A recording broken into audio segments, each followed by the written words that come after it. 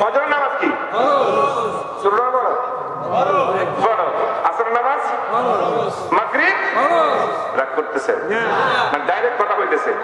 ঠিক আছে, এশার নামাজ তো জুমার নামাজে এত মুসল্লি আর আসরের নামাজে মুসল্লি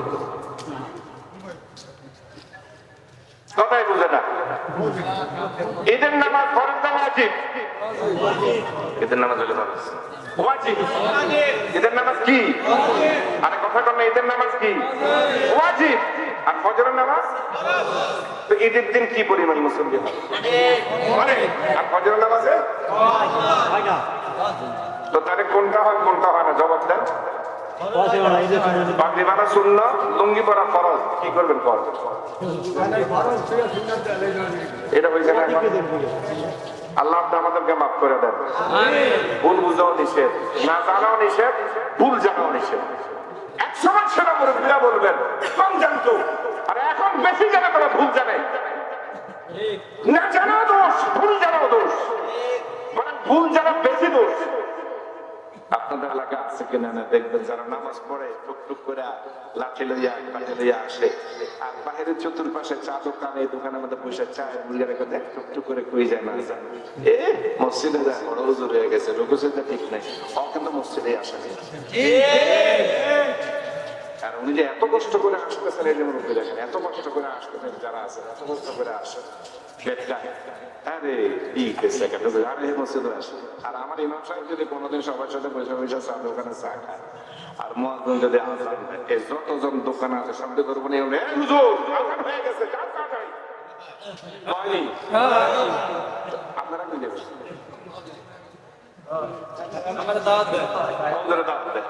একটু হিসাব করে দেখেন না যে কোন দুনিয়াতে আছি। তো নিবেন, হাদিয়া তো নিবেন, মাগরিব তো আসছেন গেছে, ফরজ গোসল তো জানেন না, শুধু সাবান, লুঙ্গি আর গামছা। এই গোসলে ফরজ তিনটা, একটা হচ্ছে লুঙ্গি, একটা হচ্ছে গামছা, একটা হচ্ছে সাবান। এই হাদিসে আমরা হজ করছেন, কর হজের ফরজ কি? মানুষ মারা যায়নি, জানাজা করে কিনা? হুজুরা জবাব দিয়ে না, আপনারা জবাব দেন, জানাজার ফরজ কয়টা? একটু আগানা করেছেন, আশা করেছেন অনেক কম।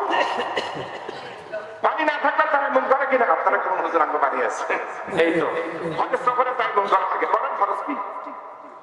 তাহলে বুঝা গেল জীবনের বিশাল সময় শেষ, যা যারা দরকার তার সাথে আমার কোনো খবর নাই। মাঝে মধ্যে দেখবেন কোটিপতি কিন্তু হজ করার তৌফিক হয় না। জিজ্ঞেস করেন কেন হজ করতে যান না, জবাব দেন এটা মেডিকেলে চান্স পাইছি, তার লেখাপড়া শেষ করা লাগবে, বিল্ডিং এর কাজ শেষ হয় নাই, এই কারণে হজে যায় নাই। আল্লাহর মহিমা, বিল্ডিং এর কাজ মাত্র ধরলো, আল্লাহ পাক তাকে দুনিয়ার থেকে নিয়ে গেছেন। জবাব দেন, কবরে জিজ্ঞেস করবে হজ এক মেয়েটাকে কেন বিয়ে দিতে পারো না, না জিজ্ঞেস করবেন ফরজ হজ তুমি কেন আদায় করো নাই। আমার পরে আমরা অনেক কিছু বুঝি, হুজুররা কিছু বুঝে না, সব হেরাই বুঝে। কি বুঝে? কোরআন দিম আল্লাহ জানে, বুঝে না যে সেই জিনিসটা বুঝে না। আয় আল্লাহ আজকের মাহফিল থেকে আমাদেরকে জানার তৌফিক দান করেন, আমাদেরকে বুঝার তৌফিক দান করেন। কেউ যদি বসতে চান দয়া করে বসে, গরম লাগুক না, আমার কিছু লাগুক না, নিয়ে কবরে গরমটা আরো বেশি। বসেন না, বসেন না। আল্লাহ আপনি আমাদেরকে বসার তৌফিক দান করেন, শেষ পর্যন্ত থাকার তৌফিক দান করেন। আজকের মাহফিলকে আপনি কবুল আর মঞ্জুর করেন। আমাকে জবাব দেন, আজকের মাহফিলের নাম দিয়েছেন তাফসীরে কোরআন মাহফিল। তাফসীরে কোরআন মাহফিল মানে কি? কোরআনের ব্যাখ্যা হবে না? এতক্ষণ পর্যন্ত কোরআনের ব্যাখ্যা হয়েছে, কি বুঝছেন? কি নিয়ে যাবেন? কি আশায় বসে আছেন? রাত্রে 12টা পর্যন্ত কেন বসে থাকবেন? এই জন্য আমি আপনাদের কাছে অনুরোধ জানাই, শুধু কেবল আমার মুরব্বী বাবাদের কাছে তা নয়, যুবক বন্ধুদের কাছে এবং পর্দার অন্তরালের মা বোনরা যারা আছেন আমাদের সেই প্যান্ডেলে, আপনাদের সকলের কাছে অনুরোধ জানাই, এই দুনিয়াতে কেউ আমরা থাকার জন্য আসি নাই, যাওয়ার জন্য আসছি। এখন জবাব দেন, খালি হাতে যাব না ভরা হাতে যাব? খালি হাতে যাইলে তো কোনো উপায় নাই, আমাকে ভরা হাতে যাইতে হবে। কি ভরা হাত? আমল দুই প্রকার, একটা হলো নেক আমল, একটা হলো বদ আমল। আমাকে জবাব দেন, কোন আমল নিয়ে যাইতে হবে, নেক আমল না বদ আমল? কথা কইেন না, জবাব দেন, নেক আমল না বদ আমল? এখন জবাব দেন, নামাজ পড়া নেক আমল না বদ আমল? রোজা রাখা নেক আমল না বদ আমল? আমার মা বোনরা জবাব দেন, পর্দার ভিতরে থাকা নেক আমল না বদ আমল? সুদ খাওয়া নেক আমল না বদ আমল? বদ আমল।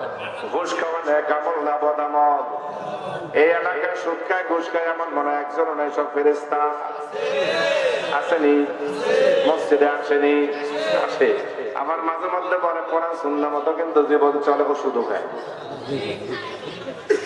ঘুষও খায়। মাহফিল আনবেন তাফসীরুল কোরআন, এখন জবাব দেন, এই কোরআনের মধ্যে কতটুকু আয়াত আছে? 6,666,666। এই কোরআন সত্য না মিথ্যা? আর ঘুমায় গেছে। এটা তো ঈমান। আমি আগে বলছি মাহফিল থেকে ঈমান চর্চা হবে। কি চর্চা হবে? এখন বলেন 6,666 আয়াত সত্য না মিথ্যা? কতদিন সত্য থাকবে? কিয়ামত পর্যন্ত সত্য থাকবে। কতদিন সত্য ছিল? এখন কথা কয় না। আগেও সত্য ছিল, এখনো সত্য আছে, ভবিষ্যতে সত্য থাকবে। এটার নাম সংবিধান। কার পক্ষ থেকে? ঘুমায় গেছে। কার পক্ষ থেকে? এই সংবিধানে কোনো পরিবর্তন হয়েছে? কয়বার পরিবর্তন হয়েছে? একবার পরিবর্তন হয় নাই। সংবিধান যদি কেউ পরিবর্তন করতে চায়, আল্লাহ তাকে পরিবর্তন করে দেবে। তাহলে আমরা তো বহু সংবিধান দেখলাম, 100 বার পরিবর্তন হয়েছে সেই সংবিধান দেখলাম, 27 বার পরিবর্তন হয়েছে সেই সংবিধান দেখলাম। মৃত্যুর আগে, কিয়ামতের আগে যে কতবার পরিবর্তন হয় আরো আল্লাহ দেখাইবো। কিন্তু এমন একটা সংবিধান যেটা পরিবর্তন হয়েছে, এই কোরআন সংবিধান পরিবর্তন হয়েছে? হবে। যদি কেউ সংবিধানকে সংস্কার করতে চায়, আল্লাহ তাকে গজবে নিবন্ধিত করবে। এটা আল্লাহর কালাম। এই কোরআনের আয়াত নিয়ে কথা বলা যাবে না, নুকতা নিয়ে কথা বলা যাবে না, জবর নিয়ে কথা বলা যাবে না, বিধান নিয়ে কথা বলা যাবে না, কোনো কিছু নিয়ে কথা বলা যাবে না।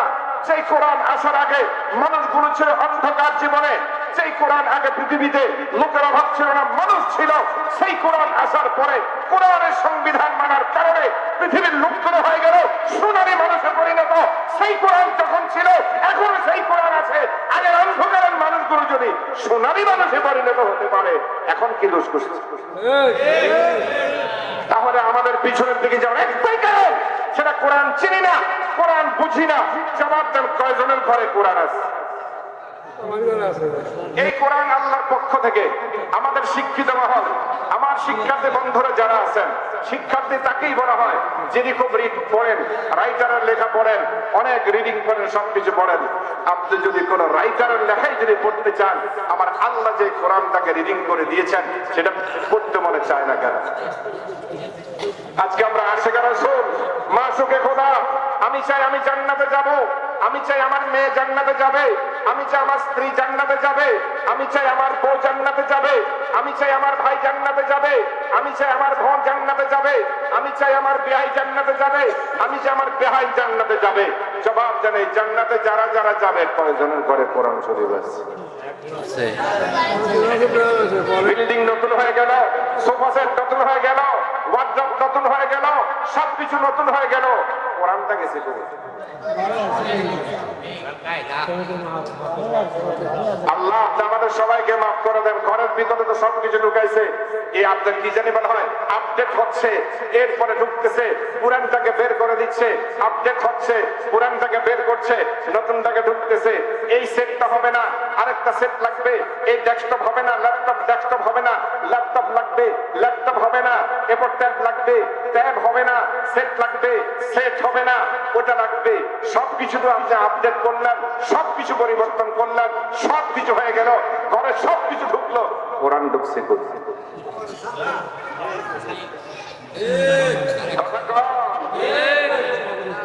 মাঝে মধ্যে যদি বলে হুজুর একটা খতম কোরআন শরীফ খতম করে দিয়েন, 10 জন নিয়ে যাইয়েন, তবে মসজিদ থেকে আসতে কোরআন শরীফ নিয়ে আসে কেন? বাসায় কোরআন আজকের মাহফিলের পর থেকে একখানে একখানে কোরআন ঘরের ভেতরে ঢুকাবো কে কে হাত উঠায় আল্লাহু আকবার হাত উঠে তো ভয় লাগে রে হায় হায় রে হাত উঠাতে উঠে ভয় লাগে না মিয়া রাখেন না রাখেন আল্লাহ দেখতেছেন আল্লাহর কালামের জন্য মনে রাখবেন জান্নাত যদি চাই কালামুল্লাহর সাথে সম্পর্ক বাইতুল্লাহর সাথে সম্পর্ক রাসূলুল্লাহর সাথে সম্পর্ক এই তিনটা কালামুল্লাহ বাইতুল্লাহ রাসূলুল্লাহ কালামুল্লাহ হলো কোরআন বাইতুল্লাহ হলো মসজিদ রাসূলুল্লাহ হলো মাদ্রাসা এই তিন জায়গার সাথে যদি সম্পর্ক না রাখো জান্নাত পাইবা না কালামুল্লাহ বাইতুল্লাহ রাসূলুল্লাহ তুমি গাজা জানো গান গাও গাজা রাখো বাবাকে ডাকো তোমার ঘরে কোরআন নাই বাইতুল্লাহ নাই রাসূলুল্লাহ নাই কালামুল্লাহ নাই মারা গেলে বুঝে আসবে